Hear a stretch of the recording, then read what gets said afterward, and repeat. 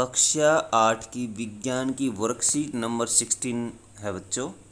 Worksheet number 16 धातु एवं अधातु। तो ये लेसन का नाम है बच्चों, धातु एवं अधातु। तो बच्चों इसमें देखिए क्या क्या स्टडी हम करेंगे। धातु और अधातुओं के गुणों के बारे में स्टडी करेंगे। आज हमें धातु के रासायनिक गुणों के बारे में जानेंगे। ऑक्सीजन के साथ अभिक्रिया। धातुएं ऑक्सीजन से अभिक्रिया कर धातु ऑक्साइड बनाती हैं। धातु प्लस ऑक्सीजन धातु ऑक्साइड। पिछली कक्षा में हमने जाना कि मैग्नीशियम रिबन को वायु में जलाने पर सफ़ेद रंग की राख के रूप में मैग्नीशियम ऑक्साइड बनता है। लोहे की वस्तुओं को वायु में खुला रख देने पर वायु की ऑक्सीजन व नमी से क्रिया कर आयरन ऑक्साइड बनाता है। क्या बनाता है बच्चों? आयरन ऑक्साइड बनाता है। कौन बनाता है? लोहा।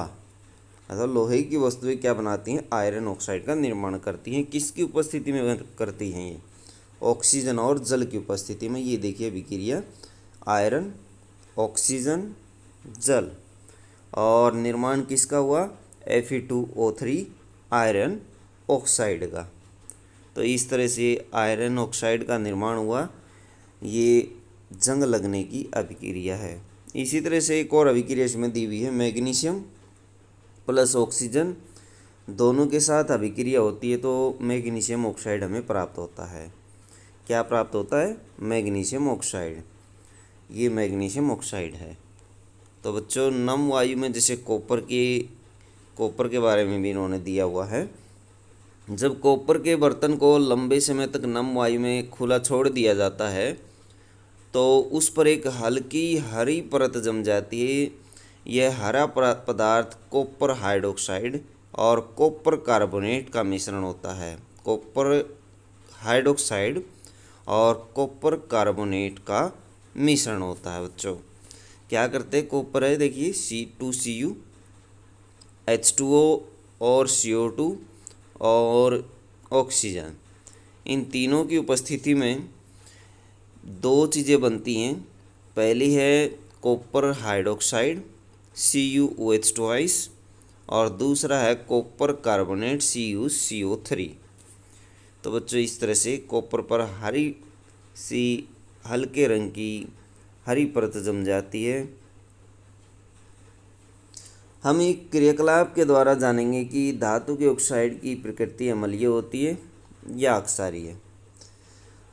हमें चाहिए लोहे की जंग, हल्दी पेपर, लिटमस पेपर, सूचक और टेस्ट ट्यूब। रस्ट अथवा जंग को एक टेस्ट ट्यूब में इकट्ठा कीजिए। रस्ट अथवा जंग, जो लोहे के ऊपर जंग की परत जम जाती है उसको उतार लीजिए, उसका चूर्ण बना लीजिए और उसको टेस्ट ट्यूब, ये टेस्ट ट्यूब है बच्चों, इस टेस्ट ट्यूब के अंदर इकट्ठा करिए। ये देखिए इकट्ठा किया हुआ इसमें। उसको पानी में घोल लीजिए। ये पानी में डिज़ोल्व कर लिया इसको। रस्ट पानी में नहीं घुल पाता है। आप रस्ट की जगह मैग्नीशियम ऑक्साइड भी ले सकते हैं। मिश्रण को थोड़ी देर तक हिलाइए और नीले और लाल लिटमस या हल्दी सूचक के साथ इसका टेस्ट कीजिए। तो रेड लिटमस पेपर के साथ नीले लिटमस पेपर के साथ इसका ये किया हमने, परीक्षण किया। परीक्षण करने पर क्या पता लगा? देखिए हमने देखा कि रस्ट लाल लिटमस को नीला कर देता है। रस्ट अथवा जंग जो होती है वो ये जो विलियन में यदि लाल लिटमस डुबोया जाए तो वो नीला हो जाता है, और हल्दी के सूचक को लाल कर देती है। हल्दी पीली होती है बच्चों, उसको ये लाल कर देती है। अतः हम कह सकते हैं कि धातु के ऑक्साइड जो होते हैं वो अक्षारीय होते हैं। धातु के ऑक्साइड अक्षारीय होते हैं। जल से अभिक्रिया देखिए, धातुएं जल से क्रिया कर धातु ऑक्साइड बनाती हैं और हाइड्रोजन गैस उत्सर्जित करती हैं। धातु प्लस जल, धातु ऑक्साइड प्लस हाइड्रोजन गैस। इसमें मेन ये है बच्चों, हाइड्रोजन गैस निकलती है। ऐसी विक्रियाओं में हाइड्रोजन गैस निकलती है। धातुएं जब जल से विक्रिया करती है तो हाइड्रोजन गैस निकलती है। सोडियम धातु बहुत अधिक अभिक्रियाशील होती है।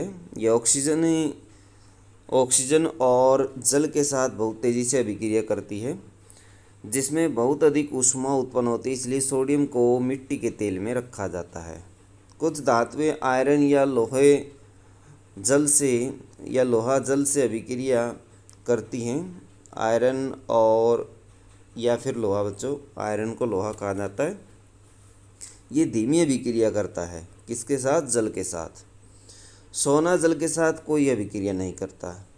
अतः हम कह सकते हैं कि सभी धातुएं जल के साथ अलग अलग गति से अभिक्रिया करती हैं। कुछ ऐसी धातुएं होती हैं जो जल के साथ अभिक्रिया नहीं करती, और कुछ ऐसी होती है बच्चों जो अभिक्रिया कर लेती है जल के साथ।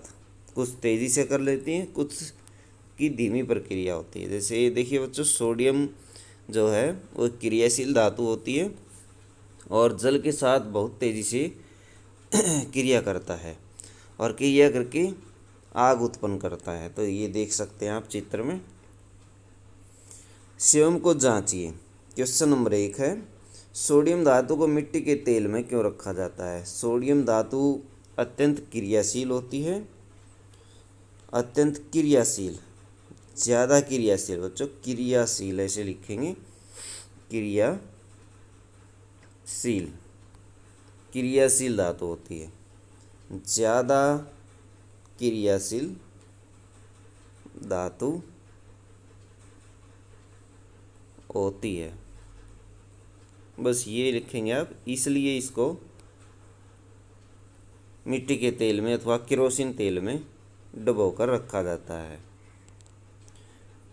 क्यों डुबोकर रखा जाता है? क्योंकि क्रियाशील होने के कारण ये नमी अथवा वायु में उपस्थित नमी के साथ अभिक्रिया कर लेती है और आग उत्पन्न करती है अथवा जल उठती है। इसलिए इसको मिट्टी के तेल में डुबोकर रखा जाता है। दूसरा क्वेश्चन है, मैग्नीशियम रिबन को जलाने पर क्या बनता है? मैग्नीशियम ऑक्साइड बनता है। आप इसमें लिखेंगे मैग्नीशियम ऑक्साइड, MgO। ऊपर भी दिया हुआ बच्चों मैग्नीशियम ऑक्साइड, ये रहा मैग्नीशियम ऑक्साइड बनता है। ये देखिए, ये मैग्नीशियम ऑक्साइड बनता है। फिर है बच्चों क्वेश्चन नंबर 3, लोहे के दरवाजे और खिड़कियों को पेंट क्यों किया जाता है? जंग से बचाने के लिए। किससे बचाने के लिए? जंग से बचाने के लिए। रस्ट अथवा जंग, रस्ट या जंग से बचाने के लिए।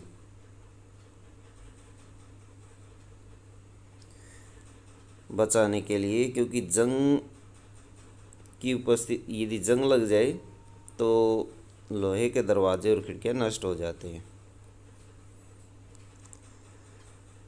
तो धातु के ऑक्साइड की प्रकृति बताइए अब की बार बच्चों। क्वेश्चन नंबर 4 में धातु के ऑक्साइड की प्रकृति कैसी हमने देखी थी? आक्षारीय प्रकृति हमने देखी थी। इसमें आप लिखेंगे धातु के ऑक्साइड की प्रकृति है वो ऑक्सारीय होती है, आक्षारीय ऑक्साइड होते हैं। धातु के ऑक्साइड आक्षारीय होते हैं, ये लिखेंगे आप इसमें।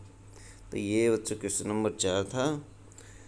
तो बच्चों ये थी आपकी साइंस की वर्कशीट। वीडियो अच्छी लगे तो लाइक करें, हमारे चैनल को सब्सक्राइब करें।